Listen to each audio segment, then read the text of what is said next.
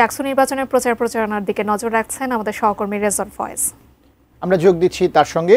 রেজওয়ান, আপনি সেখানকার কি অবস্থা প্রচার প্রচারণা আমাদেরকে একটু জানাবেন।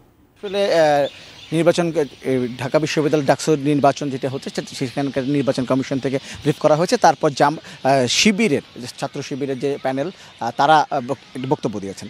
তো নির্বাচন কমিশনের পক্ষ থেকে যেটি জানানো হয়েছে, chief returning officer doctor Jasimuddin তিনি যেটি বলেছেন, আসলে আচরণবিধি নিয়ে মূলত কথা বলেছেন। তিনি বলেছেন যে এই ডাকসু নির্বাচনে আচরণবিধি মানা হচ্ছে কি না সেটির জন্য একটি কমিটি গঠন করে দেওয়া হয়েছে। সেই কমিটি এরই মধ্যে কাজ শুরু করে দিয়েছে।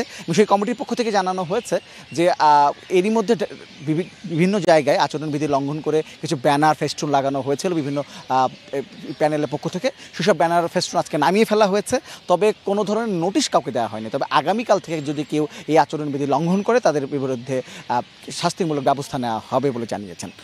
তারপরে কিছুক্ষণ আগে শিবিরের যে ছাত্র শিবিরের যে প্যানেল, সেই প্যানেল থেকে ব্রিফ করা হয়েছে। সেখানে তাদের যে ভিপি প্রার্থী সাদিক কাইয়ুম এবং জিএস প্রার্থী এস এম ফরহাদ তারা বক্তব্য দিয়েছেন।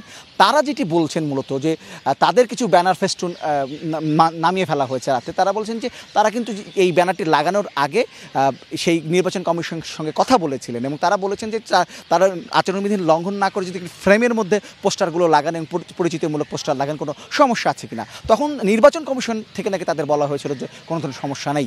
তখন তারা এই অনুমতি নিয়ে লাগিয়েছেন। হঠাৎ করে রাতের বেলা তাকে তাদেরকে জানানো হয়েছে যে এটি আচরণবিধি লঙ্ঘন এবং এগুলো লাগানো যাবে না।